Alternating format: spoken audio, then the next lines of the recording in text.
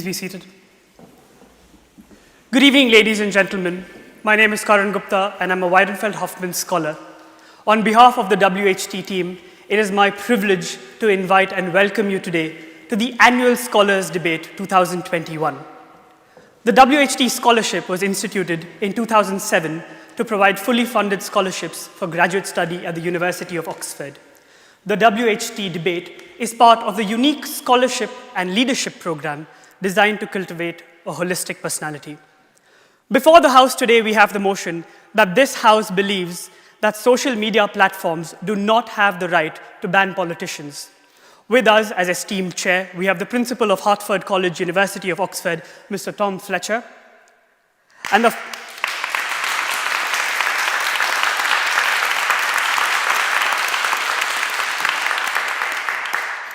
the format of the debate shall be as follows. For those of us joining online, you have been sent a vote to register your vote for the debate before we begin. You will be requested to vote for the second time once the debate has been completed. Each speaker has 3.5 minutes to speak, with questions from the audience present in the chamber between speakers 3 to 8. Once all speakers have completed speaking, we will open the floor for audience questions for those joining us online for a total of nearly 10 minutes. At any point during the debate, feel free to send in your questions, and they will be asked by my colleague Kwesem once the debate is complete. Without any further ado, I hand over to our chair, Mr. Tom, to call the first speaker from Proposition. Thank you very much, Karen. Good evening, everyone, and welcome to tonight's debate. I'm looking forward to it, and it's a great privilege and excitement for me to be part of this, to be with you this evening with, I'm told, a global audience, but also speakers from around the world, from India, Colombia, Jamaica, Venezuela, Sri Lanka, and Zimbabwe. And we're here to debate this superpower, this smartphone superpower that we all have in our pockets. Like any superpower, it can be used for immense good, but it can also be used for immense harm. And tonight we'll try to work out if and how we should constrain the use of that superpower. I don't know the answer. I can't wait to find out. I'm looking forward to hearing from all of the speakers. And I call upon our first speaker tonight, Nandita.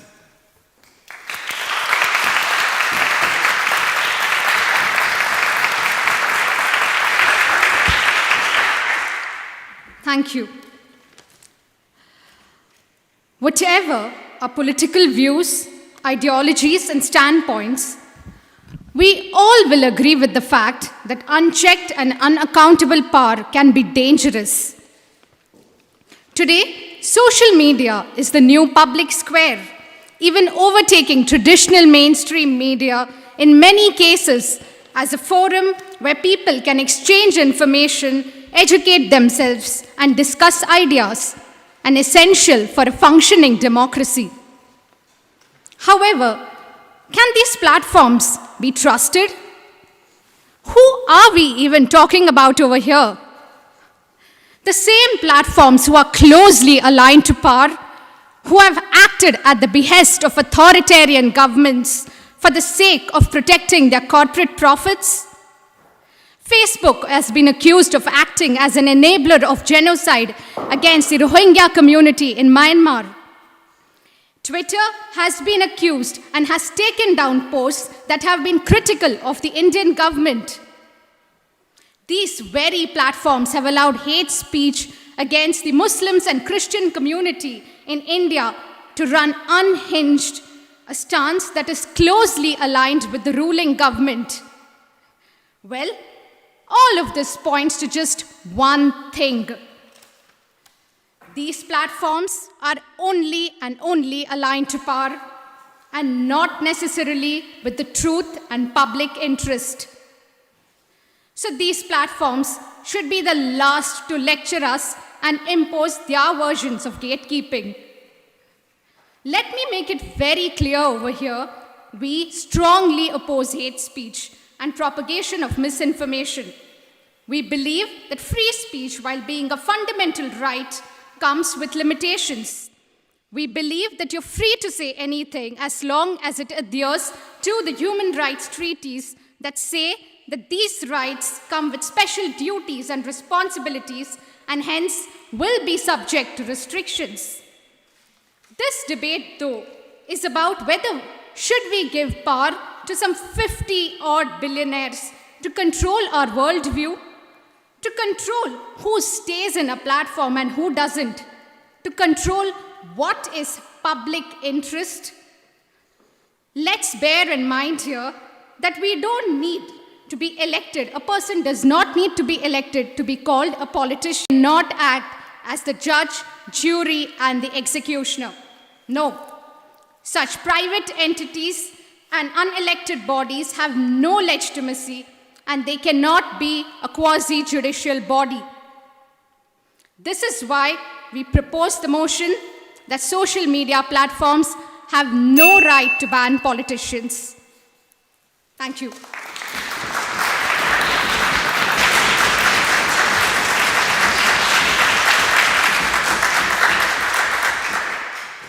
Thank you, Nandita. And now to oppose the motion, I call on Melissa from Colombia.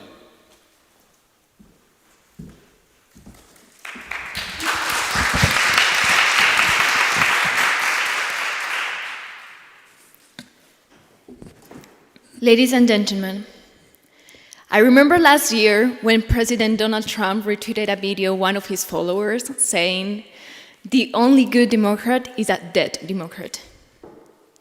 This is an incentive message leading to violence and hate, and it represents a direct threat to the national security. I want to make this debate clear. We are saying that completely denying the right of banning politicians represents a threat for population human rights. We believe that the right of speech ends when it undermines the rights of others, and because of this, social media must control the content that is going to publish on it. Nevertheless, the baseline for doing so and the ways of doing it must be clearly defined and with a high level. To argue this tonight in the opposition, we're going to argue first what is really hate speech and what is freedom of speech and which are its limitations. Then we are going to explain why this is relevant specifically when we are talking about politicians. And finally, we're going to deep into the nature of what social media platforms can do. But before I start, I just want to argue one point Nandita just gave us. When we are using social media as a private company, we're signing up the terms of use. And when we're signing this up, it is the same rights for any citizen.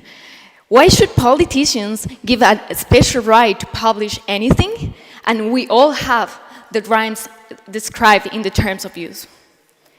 Ladies and gentlemen, the right of freedom of speech that is defined in Human Rights Act protects you for defending your point of view, your opinion freely without any interference.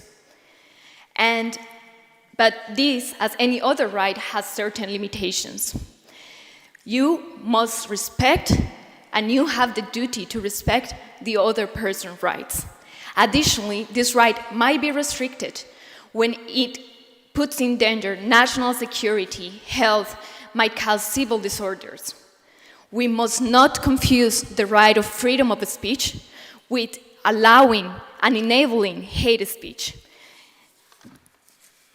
Hate speech represents any threat for human rights, and in this we are going to include any threat for gender, ethnicity, cultural background, or any background that any person can have. Hate speech validates and generates pressure in society. Indeed, during Donald Trump's period of presidency, domestic terrorism more than doubled. Hate speech, which when enabled by social media, it's taking human lives, and this is unacceptable. Dear audience, this is why we believe that social media must have the right to ban politicians in certain specific cases when the baselines and accountability is there.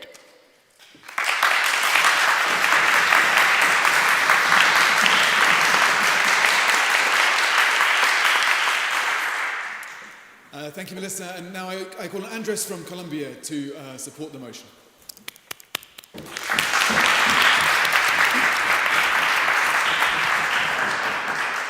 Thank you, Mr. Chair. The opposition seems to be making the case that this is an issue of balance of rights, the right to freedom of speech and the right of others to integrity and peace, and the rights of violence. But we want to make clear that this is not an issue of freedom of speech. That is not the extent of the debate. We are not arguing that there can be limits online. We agree in that regard. We are not defending hate speech and we are not defending the incitement of violence online, because we agree in the regard that there are no absolute rights. All rights have their limitations, including the right to freedom of speech. However, what we are arguing is that who determines which are the acceptable limits of freedom of speech should not be social media. It is important to clarify that both politicians and citizens alike have limitations in the right to freedom of speech, because no one is above the law. And moreover, hate speech and incitement of violence, both offline and online, are equally objectionable. So this is not a debate about the extent of the limits of freedom of speech, as the opposition seems to be arguing. Because this right is enshrined in human rights treaty, and these human rights treaties and constitution provide for the limits of this same right, under which circumstances freedom of speech can be restricted. The issue at stake is who can make these decisions, who can silence politicians. And it's not only an issue of who has the authority who do it, but who has the legitimacy who do it, and who is accountable for these decisions and the effect these decisions carry out in our whole society. What we contend here today, and we will demonstrate, is that it's not social media who has this authority and the legitimacy to do it.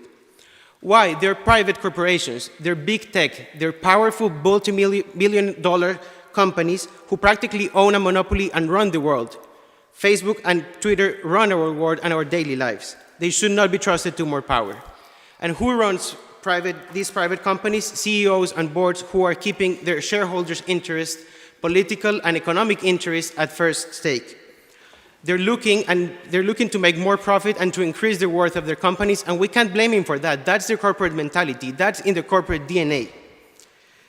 It's like asking the chair of Coca-Cola. They want to serve more Coca-Colas. They don't care if child obesity is a side effect. They just want to make more money and give more dividends to their shareholders.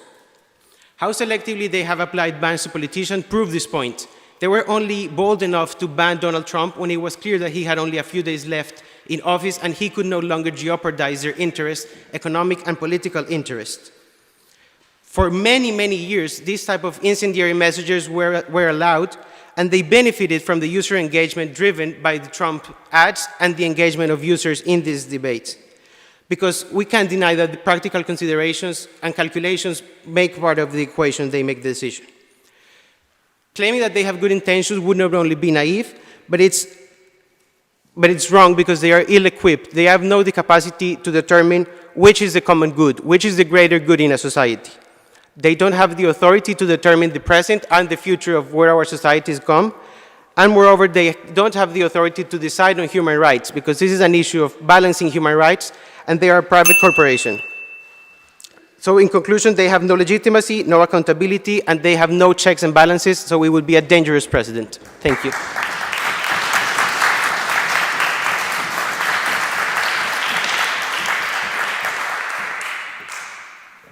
At this point, if there's any question from the audience for team proposition.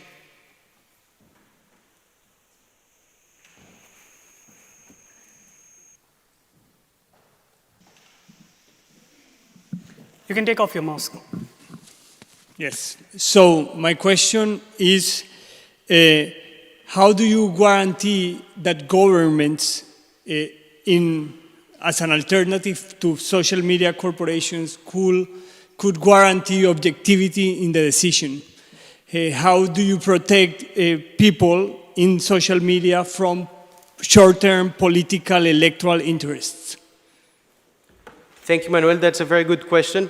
We think that this is an issue of governments, but not governments as the executive body, but independent judiciary. Judges are established in societies to decide this in accordance to previously established laws, which are the balances of society, the trade-offs between society. So this is an issue judges rule every single day with impartiality and independence from the government. So we believe that it's the judiciary who should do it. And this is similar to what happens offline. If there is someone inciting to violence in Oxford in a square or in London in Trafalgar Square, you wouldn't call a private businessman to decide on that issue. You would call the police, you would call the authorities, because they are the ones who have the legitimacy in our society to decide where our rights end and where the others' rights end. So it's an issue of independent judiciary to decide.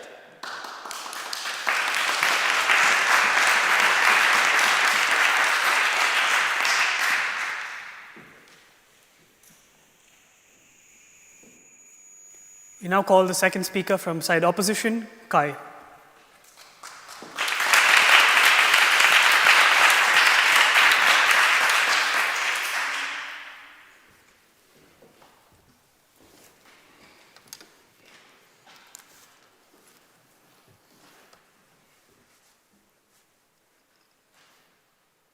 Good evening, ladies and gentlemen. Today, our position could not be clearer.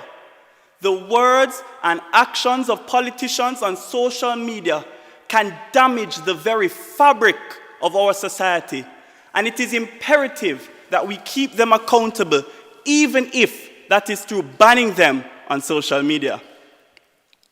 I will make the case for the systematic accountability of politicians by 1, highlighting the level of influence politicians have, 2, showing how social media amplifies this influence, and 3, by giving a real-life example of how deadly this combination can be.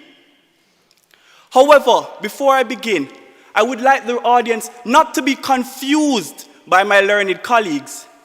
This is not about censoring activists and people with political opinions. That is not what we're saying should be the case. This is not about saying social media is perfect. That is not what we're saying.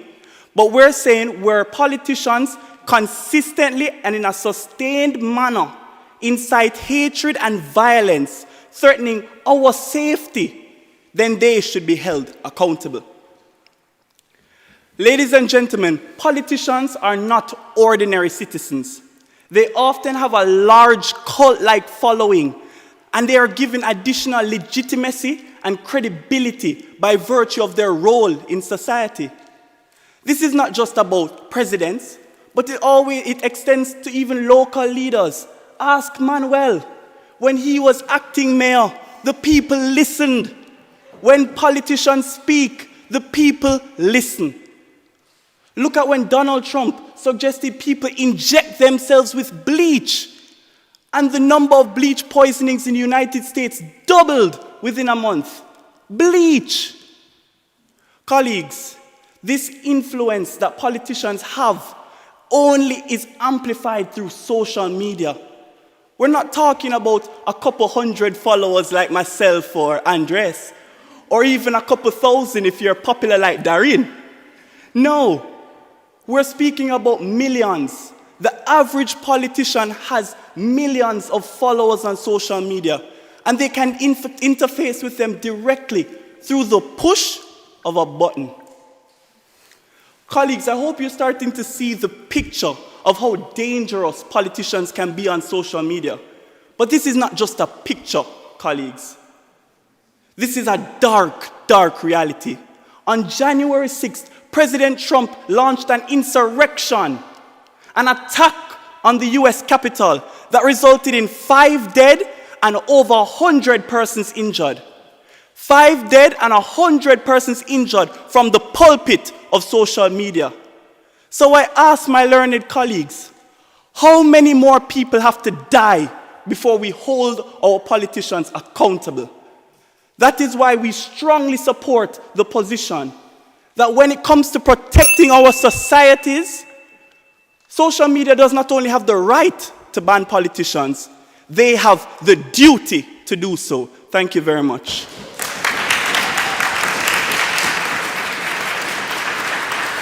Opposition has argued that, sure, free speech has limitations, but why should it be private companies that do that?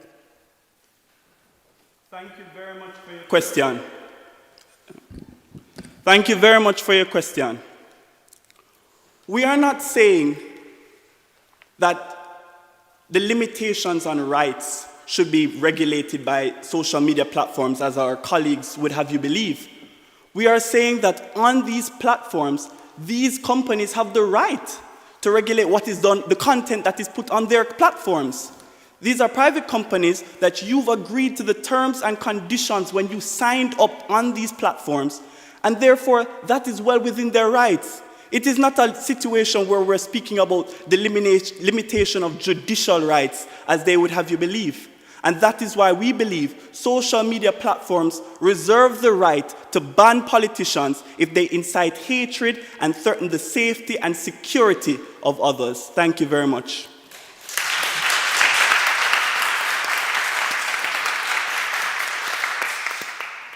So I'd like to call on our next speaker is Sarani from Sri Lanka. I think we have Mirza from third speaker proposition.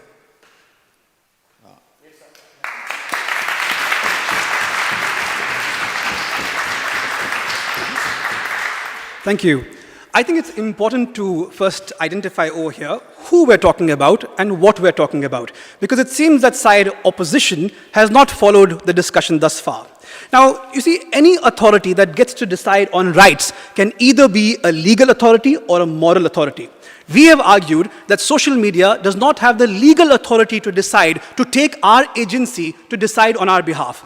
But do they even have a moral authority? I mean, we are talking about people who enabled Cambridge Analytica, who had no qualms about selling our data, who manipulated our elections, and have even enabled a genocide and have consistently sold hate for profit. So, I think it's reasonable to argue that social media platforms don't even have a moral right to police political speech. But side opposition wants us to be comfortable with the idea of outsourcing the job of dispensing justice to social media corporations. It makes me wonder if my rich and affluent, Oxford-educated friends on the other side have recently bought some shares in Facebook. But jokes aside, what are we talking about over here? Our argument is whether justice can be outsourced to unelected private entities. Our side believes that this is the job of the state because the state is accountable to the people. Social media companies are only accountable to their shareholders. Using Donald Trump, as the first speaker has done, using Donald Trump as an example to set a precedent is a very bad idea because the actions of Donald Trump don't evoke empathy or sympathy. It is not really controversial to ban Donald Trump. However, this is how authoritarianism takes root. Now, authoritarians around the world justify gaining more power using an exceptional situation of emergency and then normalize the use of that power even in cases when that emergency ceases to exist. We cannot afford to give such a power to social media companies. It's extremely dangerous for democracy. It's not just about Donald Trump. It can be the leaders of the Black Lives Matter movement. It can be the leaders of the Me Too movement who get taken down. Anyone can get taken down then if social media has this power. Giving the greatest power of democracy to the hands of social media corporations will strangle any power that citizens have. It creates an opaque system that is making judgments about a public conversation. And these judgments are not motivated by a sense of justice or equity. These judgments are motivated by power and profit. And this can be used to weaponize, as a weapon. It can be weaponized to silence the opposition, the leaders of the opposition, as we've already seen. Social media takes sides. Social media is not neutral. Anki Das, for example, the head of public policy for Facebook in India, decided to not take down speech by politicians who were of the ruling party because she said it would be bad for business. And therefore, they show that they are linked to power and they sell hate for profit. Now, I'm going to ask you to widen your imagination a little bit. Don't imagine social media just as it exists today, but imagine what happens tomorrow if we accept their opposition. What happens tomorrow if Donald Trump starts his own social media and it gains the penetration and reach that Facebook has today? Then he can ban any opposition politician from public space and it denies them any kind of right to oppose him. So what happens when people with dangerous views take on social media? And this is why we believe that social media is not a legitimate authority to police our society. And for all these reasons, we ask you to prevent an encroachment of our rights and support side proposition. Thank you.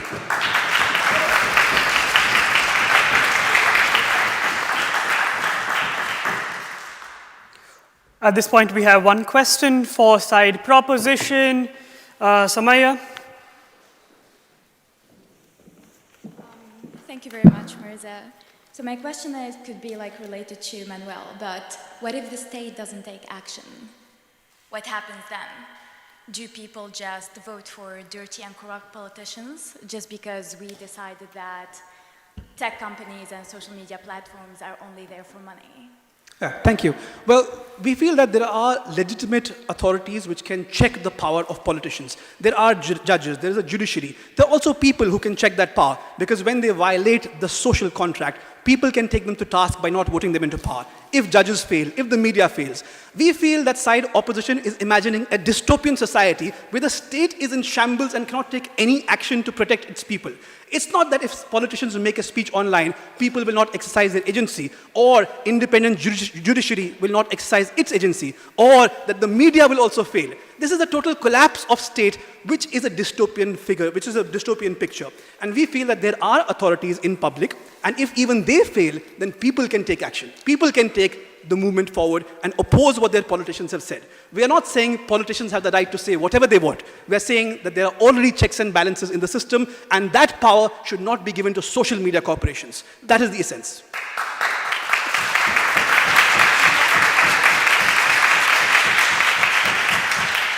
I believe we can take one more question. Would any of the other speakers who raised their hand? Nicholas? Anyone from this side can answer the next question. My question is for Mirza, and the question is... Can we...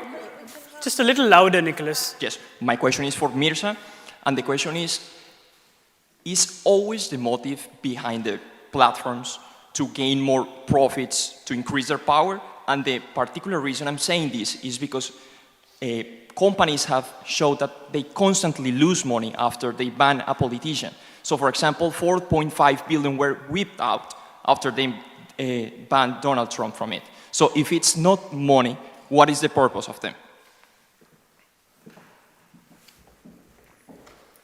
Well, I think that's a very generous judgment towards social media companies, that they will actually act in public interest. They might, but what if they don't? There is no way to hold them accountable. I cannot vote out Mark Zuckerberg. I cannot vote out the heads of the social media companies if they allow hate speech, which they have consistently done. It's established, it's verifiable in Myanmar, in India, in so many places in the world, that they have robbed us of our democratic rights by suppressing dissenters, suppressing people's speech who dissent against the government. In fact, just last week, my tweets were taken down because I was criticizing the Indian government online. So they have shown that they consistently side with power.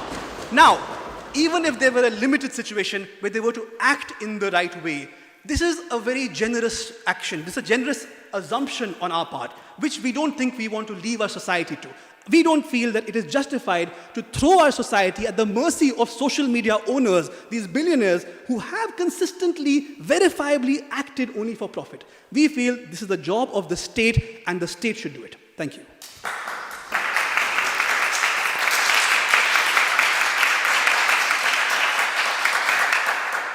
And so to oppose the motion, I think we have Samuel from Venezuela.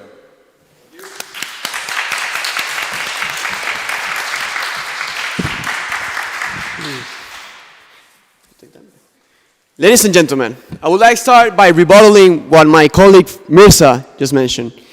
As we know, justice takes time. Justice is not a process that is fast.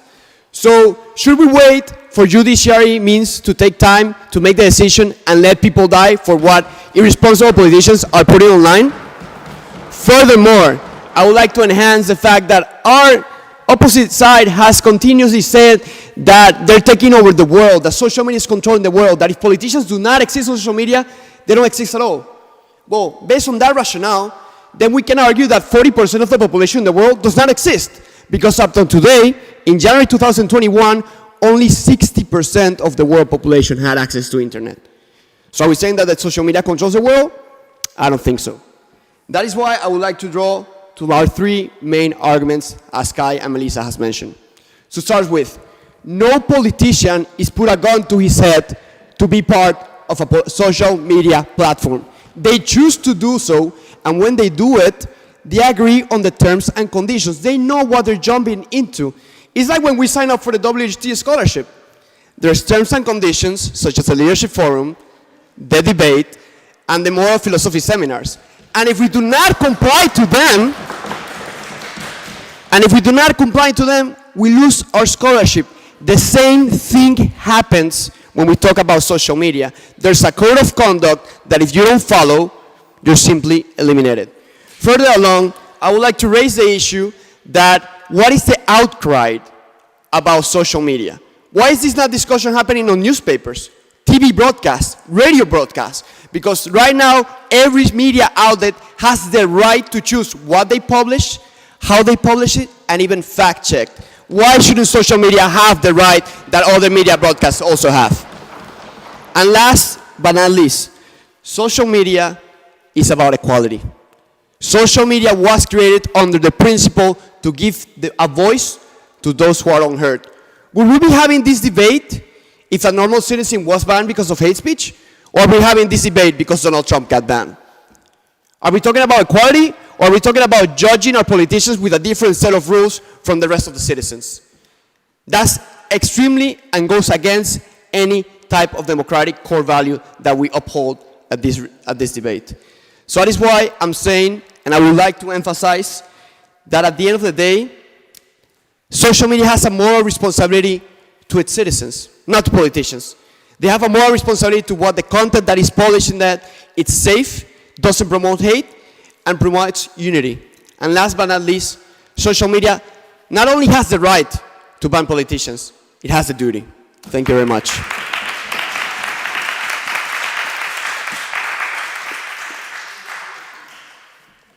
At this point, we'll take one question from the audience. Alejandro? Thank you. My question is related to something Facebook announced very recently, which is to establish a Supreme Court that will have the ultimate say in who gets banned or who doesn't get banned in the platform. So basically, social media platforms are replicating institutions that already exist in society. What has the proposition got to say about that? Well, as we had mentioned before, we're not saying that social medias are perfect. There's an ever-evolving role that they have in society. But as private companies, they have the right to choose who forms part of it and who doesn't. And that's something they agree upon when someone signs the contract of the agreements and terms that they have. This is a discussion that keeps ongoing. There's even the talks of having a digital Geneva Convention signed by different private companies. And that's what we should be focusing on. Maybe how it can be regulated, not that it shouldn't be regulated, as the other house is saying. The other house is saying that we should not regulate, we should not ban. We believe that there should be regulation, that they should be banned, and that's a debate that we should keep on having, but that's not the purpose of the motion of today. The motion of today, as it's been really clear, is whether or not social media has the right to ban or not politicians.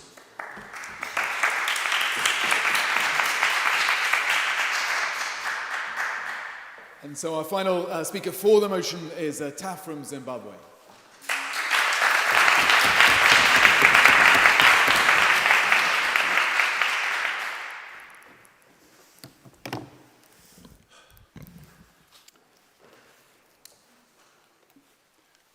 Ladies and gentlemen of the House, the opposition team would like to make us victims of their deception with smooth sailing, smooth sounding words, but they have missed the point of the debate that we're sitting here. People like Sam have made strawman arguments.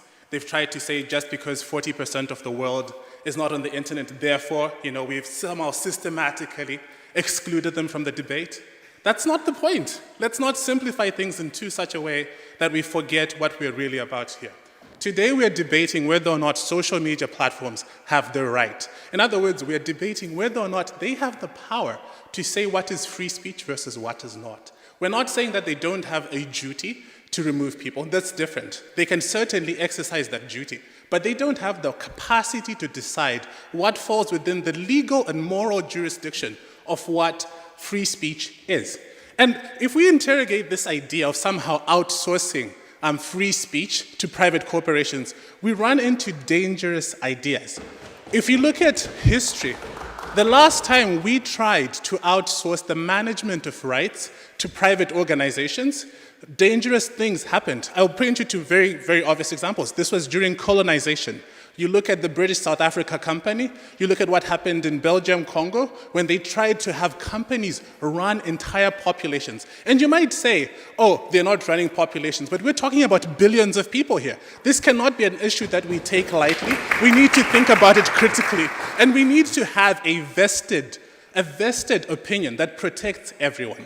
So the opposition seems to think that by having terms and conditions, we somehow yield ourselves we somehow yield our rights to free speech. But this, again, is a dangerous thing that leads to very perverse outcomes. Parler exists. Parler accounts for most ultra-conservative views. Somehow you can push people off like Donald Trump off of social media platforms like Facebook, but they'll go and start their own platforms. In the end, you create a circular problem. Fine, you push off people who have hardline views. But what happens when they make T's and C's that exclude people who are more, forward-thinking, people who are more progressive? In the end, you wind up with a very divided society that seems to defeat the very tenet and points of what free speech is allowed to achieve.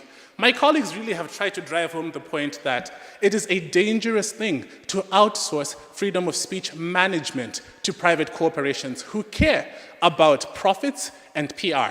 In the way that they have done it so far, it has in fact been dangerous. Facebook has an oversight committee, but the same oversight committee failed to yield a conclusion. Why would we expect them to come up with somehow being the cure-all situation? Yes, you might say that they are not, in fact, the best solution that we have, but why replicate the roles that other institutions that we currently have do so well? And even if they have their own limitations, they can be strengthened, they can be capacitated. We can find ways by which social media platforms become agents or the hands by which institutions are able to exact justice and protect the greater populations that we live in. Let us not be naive. This is a dangerous thing, to accept and to agree that social media platforms have unfettered, unaccessed, unaccountable rights to systematically decide what freedom of speech is. And so I land in the last few seconds that I have by saying that our main message is simple. The state ultimately has the power and the right to oversee the protection of freedom of speech, and not private profit-seeking companies. We accept the notion that social media platforms have no right to ban politicians because they lack the legitimacy, motive, and capacity to do so.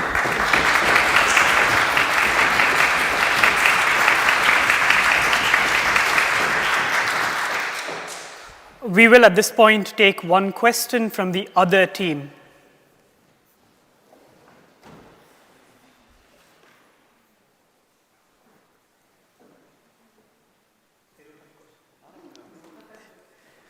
Unless team opposition.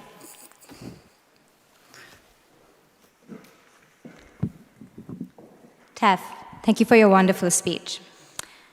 I want to ask you, why should a politician like Donald Trump have the right to make hateful comments that incite violence against the very fundamental pillars of the state, while I, an average citizen, do not? Simple. Donald Trump doesn't have the right for hate speech. It's not a complex question.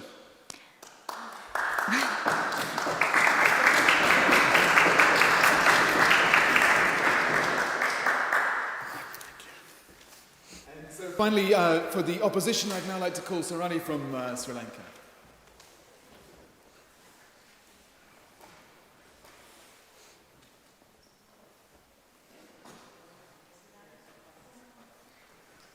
Sarani?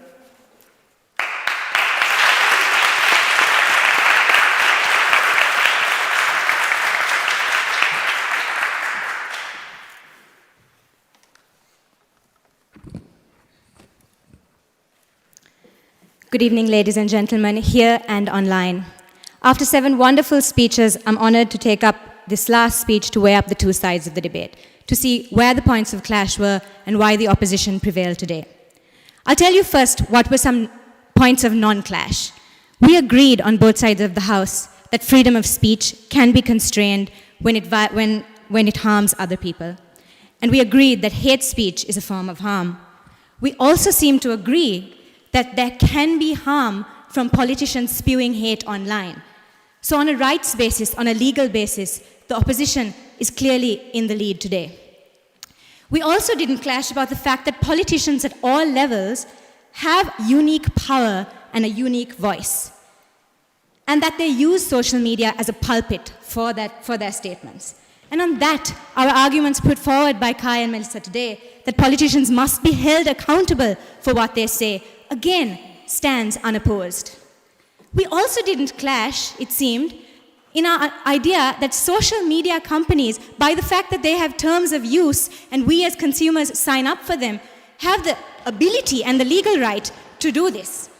In fact, when I asked Taff the question about why Mr. Trump and I are treated differently, he answered it in a typical Taff blasé way. But what I was trying to say is that if I incited violence against the Capitol, I would most certainly be banned from Facebook and put in jail. And there is no reason why Mr. Trump should be dealt a lower standard than I. So we move on to what the real clash was today, about whether social media can act, in the words of our learned colleague Nandita, as the judge, jury, and executioner. They argued that based on the precedent of moral irresponsibility on global issues around the world, that social media does not have this right. They said it's a for-profit company and that they cannot therefore fulfill this responsibility. But let's really explore this. We never told you that the status quo was perfect. We told you that it is inadequate. We said, however, that there has been progress. If you look today at how Facebook has just today announced that they are taking off any anti-vaccine posts, that they have put fact checks and redirected people to NHS resources about COVID. Just like Alejandro mentioned, that they're setting up institutions to do this job. We see that social media has recognized their inadequacy and is taking steps, making progress. That is more than I can say about the institutions of the state that have been hypothetically put forward by the proposition today. Moreover, we argued that social media is powerful, and that's why they must take accountability for what is published on their platforms, just like, as Sam mentioned, the standard publishing houses like newspapers and TV. Finally, Taff, I have to say, though the British East India Company was bad, I can't say that many of us would agree that the states that came after it did a much better job at colonizing us. And finally, I want to point out this last contradiction. The proposition today hasn't argued against this ban. They believe too that social media has the need and the right to control what is said. They just, like us, want them to do it better. Thank you.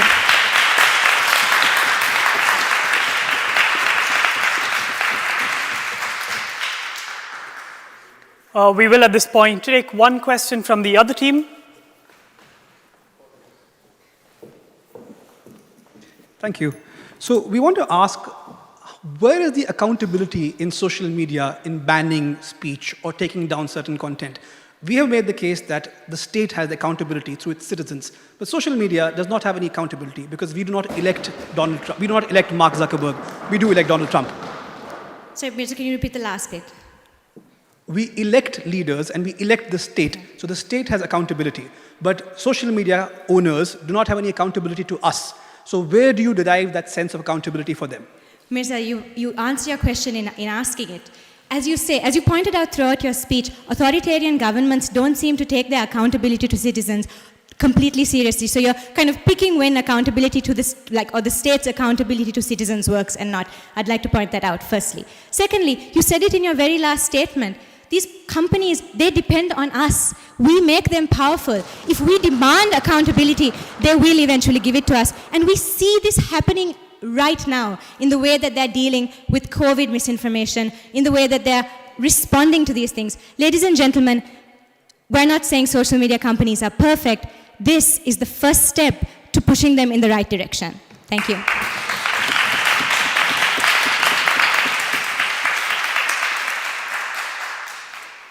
We thank debaters from both sides. We're going to open the questions to our online audience.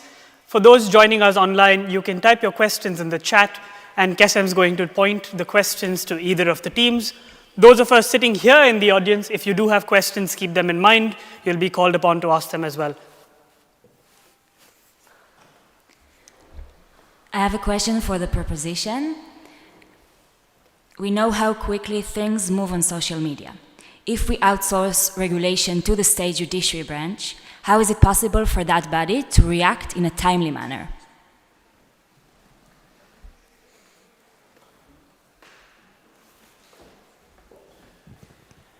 That's a very good question, and it's important to recall that state judiciary, they also have rapid response mechanism. It's not that you file a complaint and it takes years and years and years to be solved.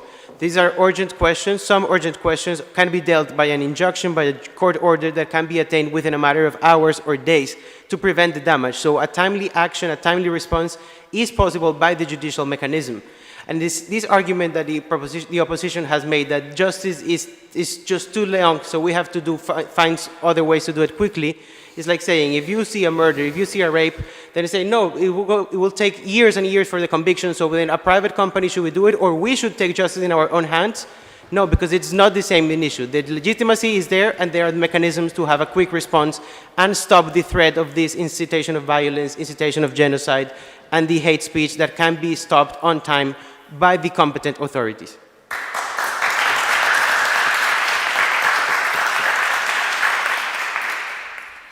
I have another question to proposition. In the context of today's world, how can we transfer the responsibility entirely to state and judiciary? Consider the Modi government in India, for instance.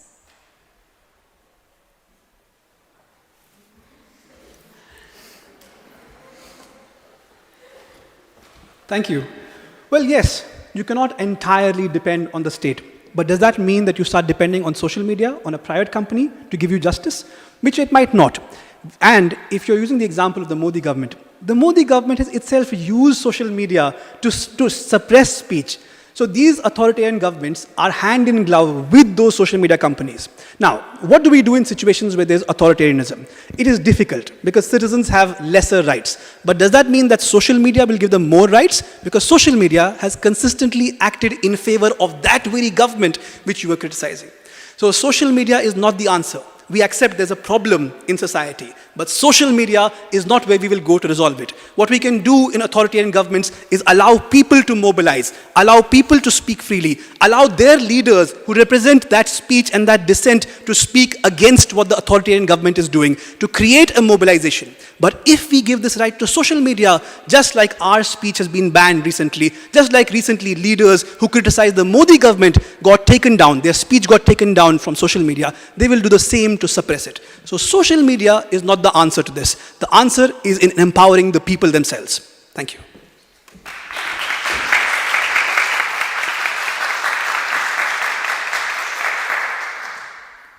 A question to the opposition. What a politician who has been banned need to do to get readmitted?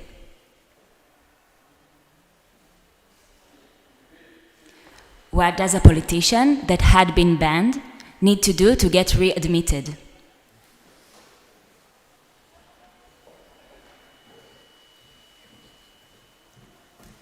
Thank you for the question.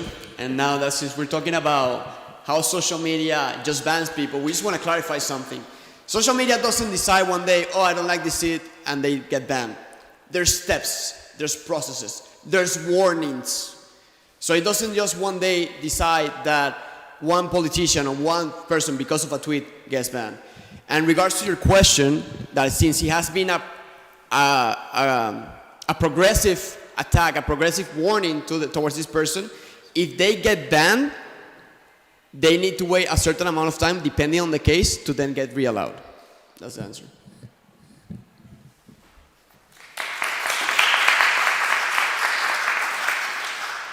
Would anyone in the audience have a question? Doreen? Thank you very much. My question is, who get to decide and who hold these people accountable, social media platform? And I'll use Palestine as an example. A few days ago, we have a situation in Palestine where Israeli attacked an evicted Palestinian from Sheikh Jarrah. Many stories have been removed by Instagram and social media and Facebook, and many actually accounts have been blocked. Who get to decide? Is it the West who get to decide who can speak what? Who can say why the oppressor cannot express their political views on social media? And why Facebook can decide who can say or who get to say what? So I would like to hear your opinion on that.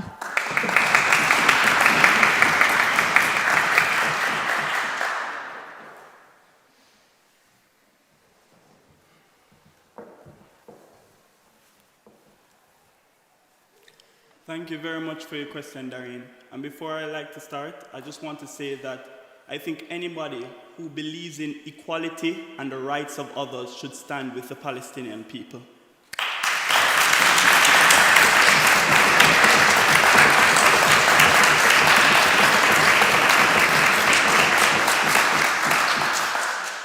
With that being said, as I said earlier, we do not in any way believe that social media should be censoring political activism or censoring political speech. Our position today is that when persons incite hatred, threaten the safety and health of other people, that is when they should be banned from these social media platforms as a means of last recourse. And imagine, Darren, you speak about how can the social media leaders be held accountable? Imagine if it was the Israeli state that was managing social media. Imagine the level of oppression. So I look at it in a way that these social media platforms, they may not be perfect, as Sarani said, but they are working on it. There are numerous conventions that are in the works to help develop these mechanisms to ensure that the incitement of hatred and violence and the oppression of peoples is not allowed on social media today and going forward. Thank you very much.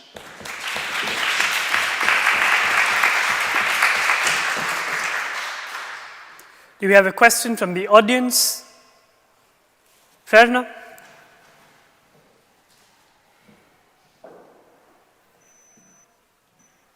I have one question to the proposing party, and that Ferna, is... if you can just speak up a little. Yeah. So I have a question, and that is, there has been an overemphasis on judicial system to take accountability and take the lead on deciding who gets to act in what sense. The point is the judiciary itself has been called into question several times, particularly Ranjan Gogoi was indicted in sexual harassment case. There was also a recent case with Kanediwala about, again, inciting wrongful, misinterpreting a particular judicial act. So how then can we rely on the judicial system to deliver justice? Thank you for that question. Well, to answer that, first of all, while we all might agree that we should stand with Palestine and we should stand with oppressed people, but does social media stand with Palestine? Does social media stand with oppressed people? And the same way to this question, the judiciary may be biased, but is social media the answer to that if the judiciary has a problem? Or is the answer to allow people to speak, to allow the leaders of those groups who are being suppressed or who are not getting justice in courts, to allow them to speak freely? Or should social media be the answer to that problem? In our view, social media doesn't serve that purpose because of a consistent record of supporting oppressive regimes, of selling hate for profit, and deliberately taking calls, making conscious decisions to not take down hateful comment where it is profitable for them. We have made the case that they only took down the speech of Donald Trump, took down his account when it was not profitable for them, when it was not in their interest to support him any longer. Therefore, they do not have the moral right, nor do they have the legal right to do it. Signing terms and conditions doesn't give them that legal right to advocate that any kind of speech that they feel is right makes it acceptable on their platform. It is not enough to say that, and therefore we feel that social media platforms don't have that right. Thank you.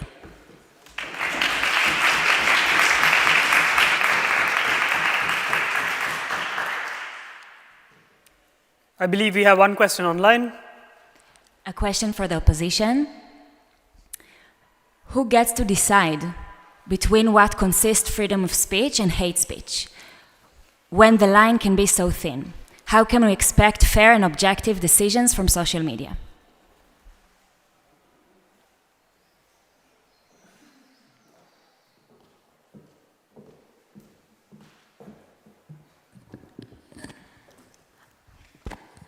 I think one thing that has become very clear throughout the course of this debate is that the lines between what free speech, hate speech, and oppression are very thin, as the question itself proposes.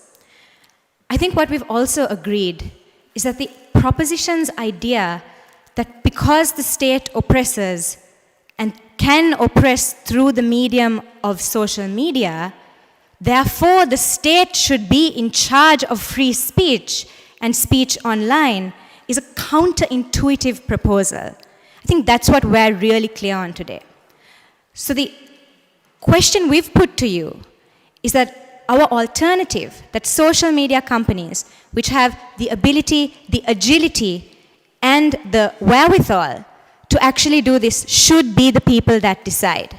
We agree also that there should be a firm baseline, a strict sliding scale, multiple levels of reactivity before you get to banning, as from Melissa onwards we have said today. And we think that those lines between what should be okay and what should not should be firmly set down in policy, should be firmly kind of checked by all possible parties and set in the law of social media, as it were. But we don't think that because there is oppression by the state through social media, therefore the state should cut social media out of the oppression. Thank you.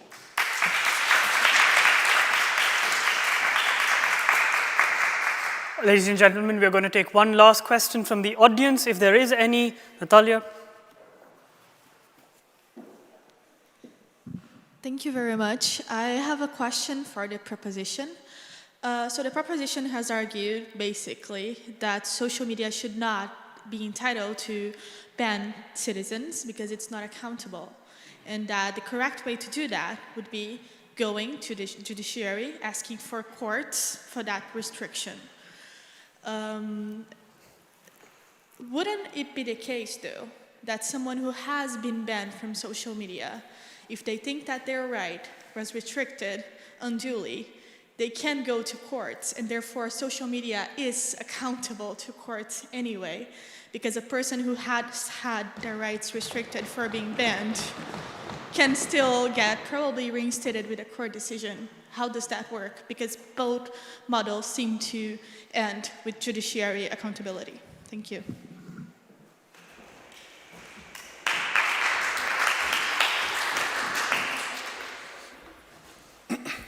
So thank you, Natalia, for that.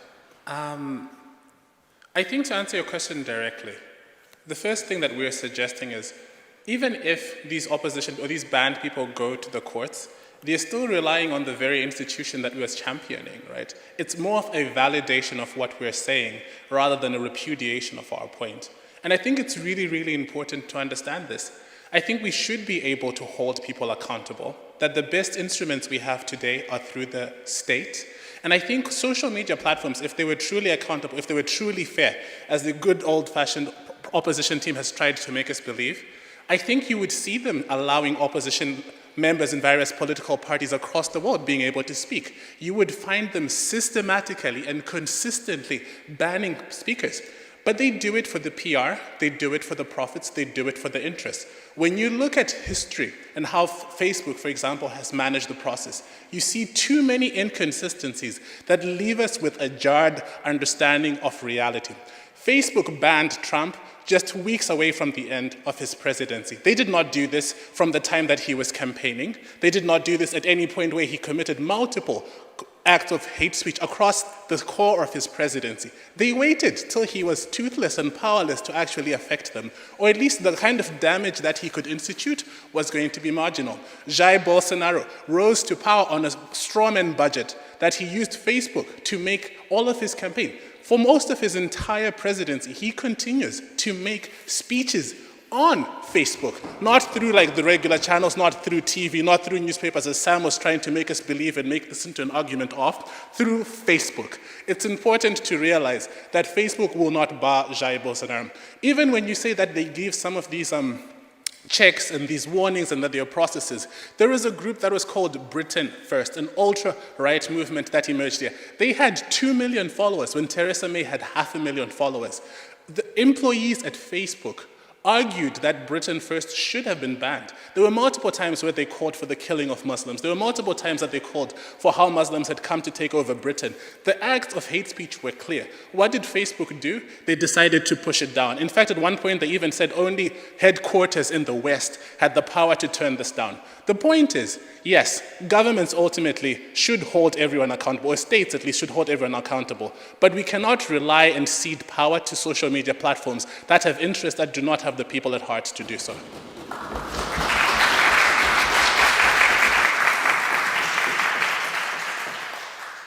We'd like to thank both teams for the excellent debate and invite the audience to first give them a round of applause for that excellent debate.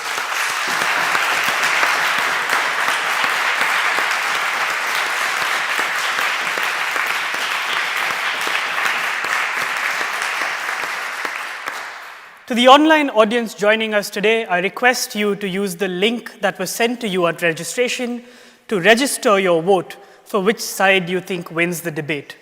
We are going to give you about 3 minutes to cast your vote, after which I'm going to request the chair to offer concluding remarks and the results of the debate.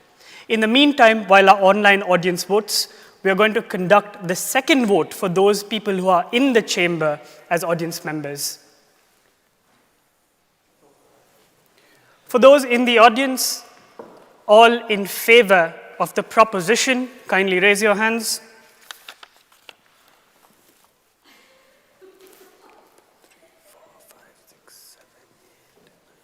Thank you. All those against?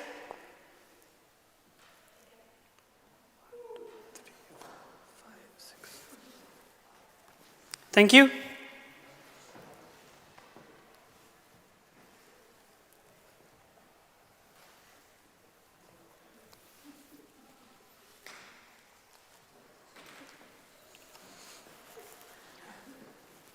To those joining us online, again, the link may be found in the email sent to you with the live YouTube link. You may also find it in the YouTube chat.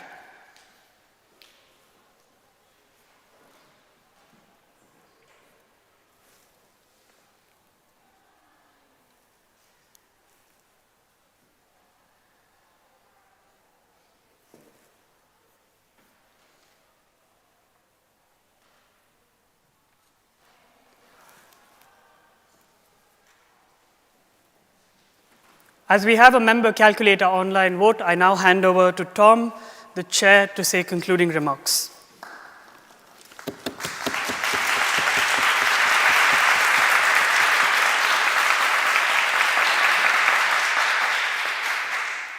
Well, wow. Thank you, Karen, but thank you mostly to these 8 extraordinary speakers who not only spoke with great eloquence, but they listened superbly.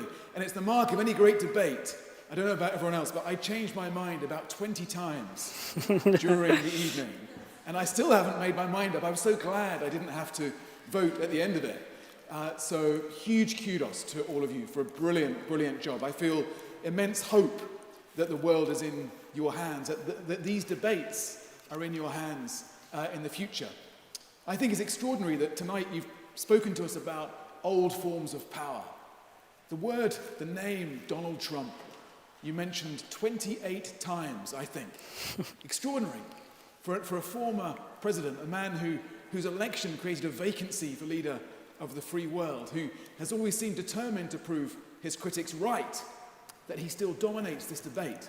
And it shows how important these arguments are about restraint, about security and liberty, when you get that form of old power, that threat of tyranny that someone like Donald Trump represented.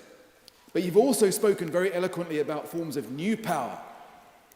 Many of us, several years ago, when the social media companies started to gain power, were hugely enthusiastic about the potential for social media to restrain old forms of power, for it to distribute democracy and liberty. And many of us have been forced over the last 5 or 6 years to often eat our words when we've seen the reality of what has happened in this new era of social media. I always argue there are many risks out there with social media, but the biggest risk is not to be in the argument, is not to be actually holding these companies to account. That the new emperors, whether it's Mark Zuckerberg or anyone else, will have to learn what the old emperors learned, that empires fall, and that we as the population have to hold them to account.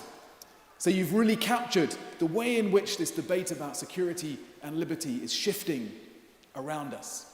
An American President, John Adams, said, anyone who gives up some liberty for more security deserves neither. And yet every day we're making those trade-offs between security and liberty, and you've captured those brilliantly tonight. I was also very struck in your comments by this huge challenge that your generation of leaders will face. For my generation, it's often clear who convenes the meeting and who comes to the meeting to decide on these rights has been fairly settled, really since 1815, certainly since the formation of the United Nations after the Second World War, when we worked out through the loss of so much blood why we needed these sorts of rules, these sorts of systems. But for your generation, you'll have to agree new rules for who convenes, who gets in the room for that debate. And it's why I'm so encouraged to hear the way you spoke tonight. Because actually this may well be the next peace process. The great peace process that your generation of diplomats and leaders face will be the peace process between the big tech companies and politicians. The Nobel Prizes that you may win as a group in the future, and I can't wait to sit in the audience and applaud you as you receive them, may well be for those peace processes, those negotiations between technology and politics. And so you've set the parameters for that debate tonight, absolutely brilliantly, but you've also given all of us, who will always be your supporters in the future, great, great hope that these debates will be in your hands. The sign outside says, no hugging and no singing. I apologize we haven't been able to hug or sing this evening, but you have done an absolutely extraordinary job of debating, and you've inspired us all. So thank you for that.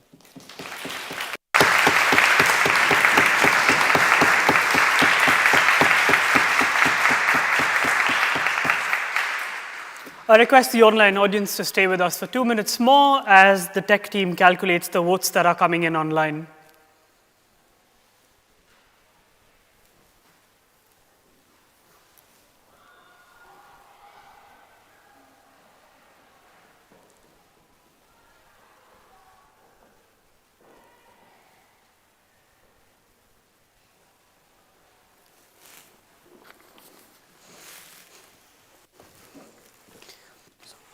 I'm going to wait for the online votes.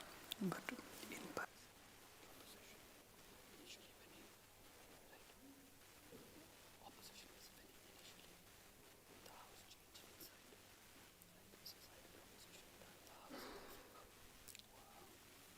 I'm just going to wait for the online.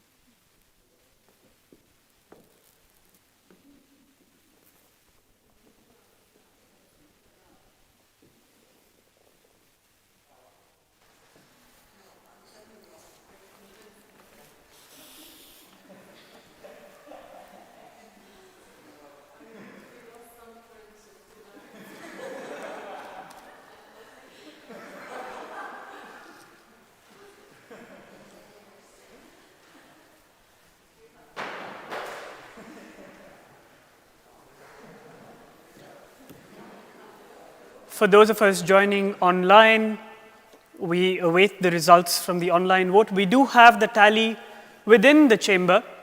We've had a vote before the debate began and after the debate, the tally of which is ready and shall be announced by the chair shortly.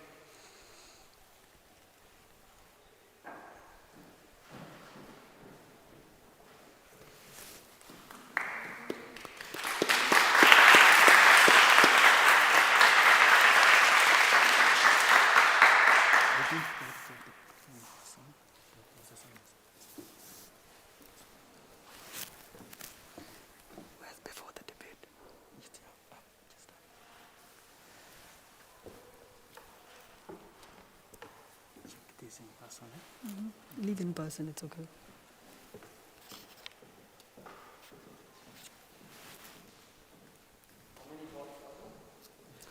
Quite a few. Give me 1 second as I quickly calculate this.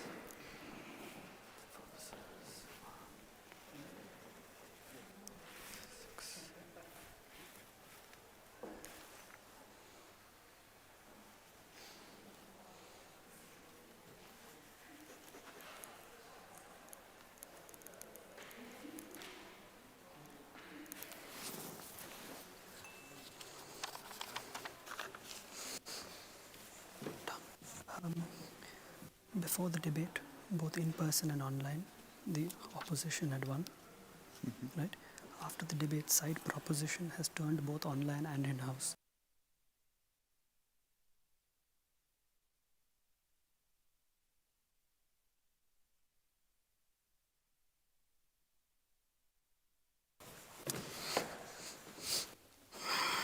So with thanks again to all the speakers and everyone who voted and everyone who participated, we have actually quite an extraordinary result to share with you, which was that before the debate, the opposition won both the online and the vote in the room. But following the debate, the victors both online and in the hall this evening were the proposition. So congratulations.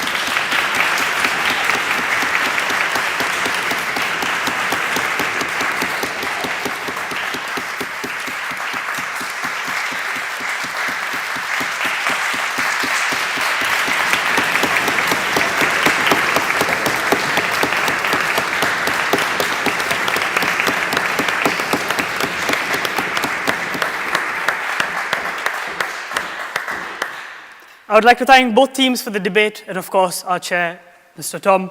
At this point, I'd like to invite Alexandra to deliver the vote of thanks and call this debate to a close.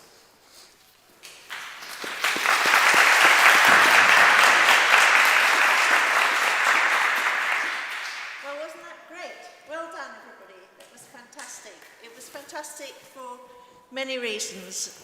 First of all, it's the first debate that we've had here. And I'm sure it won't be the last, but I think you blazed an amazing trail, and I really thank you all. It's not been easy to get this together, as you weren't able to be together, but it's been fantastically well organised. And can we give a big applause to our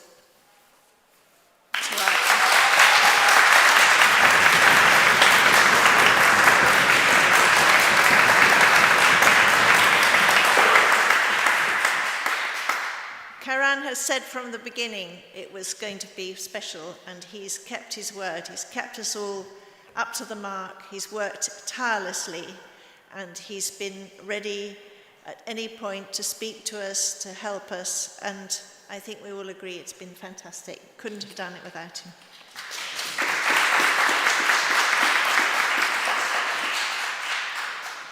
It's been a first because it's the first time we're all together, which is just amazing, and I'm thrilled, and I hoped so much that it would happen, and it has, and I'm so pleased to see you all.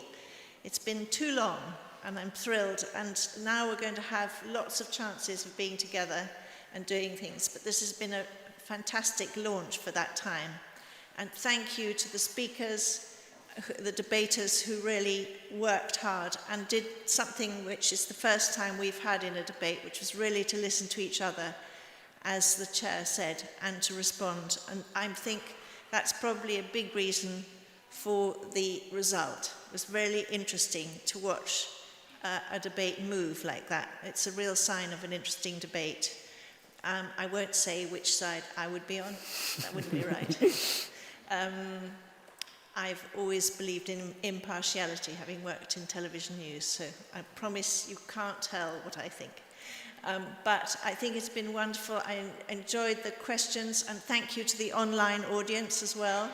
Thank you very much to the filming for this, to Jane and Maggie and our team back at the ranch who make all of this happen for us, and without whom we couldn't manage.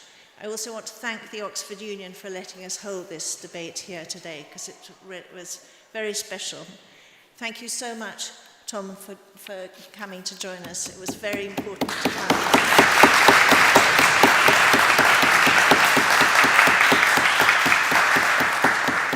And he brought all his diplomatic skills to the fore and kept us all in order and kept us entertained as well. I hope this is the first of many. Thank you so much, and please enjoy yourselves for the rest of the evening. Thank you.